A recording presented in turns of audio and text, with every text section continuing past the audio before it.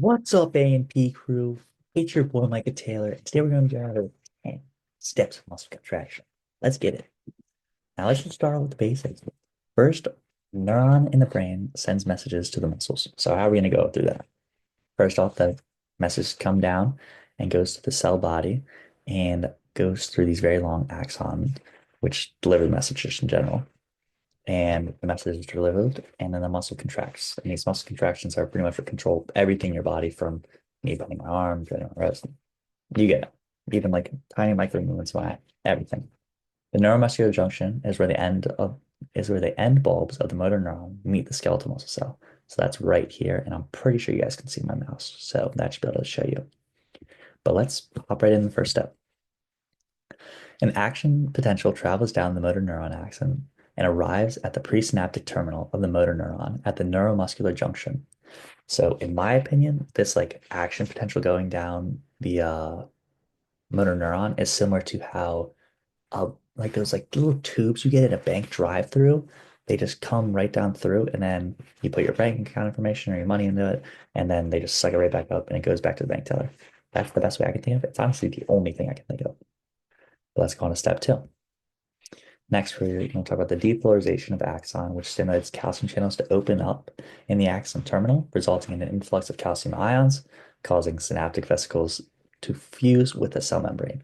So to me, this step is most similar to a party after you post something on your story for people to pull up. In this example, the depolarization of axon is let's say, the thing you post in your story for telling people to pull up, and then the calcium ions rushing the into the accent terminal are the people coming to the party.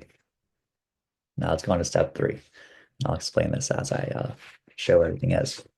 So the influx of calcium ions in number two causes synaptic vesicles, which are right here, to fuse with the cell membrane, and neurotransmitters, which I believe are C, which are in here. Yeah, so in between here, is released into the synaptic cleft via exocytosis. And the synaptic cleft is just at this area as well.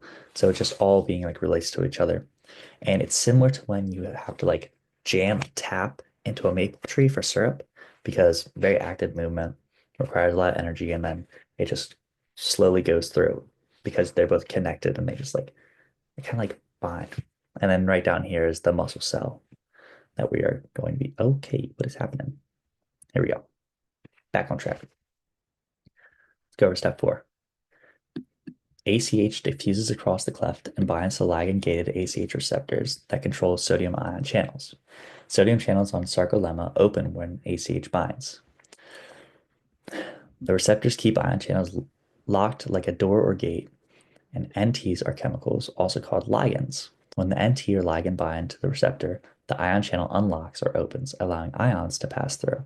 And that's right here. And it pretty much just gives us that example already of it's a lock. It unlocks it. Nothing much else to say here. It's a great example. Now let's cover step five. ACH binds the receptors on sarcolemma, opening sodium channels. The sodium ions rush into, right along here, depolarizing the sarcolemma. The depolarization travels down the T tubules, and the depolarization stimulates the terminal cisternae. ACH binds the receptors, which opens sodium channels, which causes depolarization of sarcolemma. And to me, it's similar to a light switch of how everything kind of happens all at once. As soon as you depolarize, or as soon as you flip down your light switch, all the lights come on and everything goes down. So it's just very fast. It's very efficient. Now let's head on over to step six. Gotta move my camera out of the way. Step six, depolarization travels down the T tubules, stimulates the terminal cisternae, just as in the last step. And then we go down here to the triad, which consists of a T tubule plus both cisternae. So right here, both cisternae, and then here's the T tubule down the middle. And then calcium is released from the sarcoplasmic reticulum down here. Depolarization travels down T tubules and stimulates terminal cisternae, causing sarcoplasmic reticulum to release calcium ions into the sarcoplasm. There's really not much of a metaphor here. It can be more efficient is the only thing I can really think of just to talk about. But besides that, we don't really need to go into that one. In step seven, the calcium ions bind to troponin, which causes the troponin-tropomyosin complex to change shape.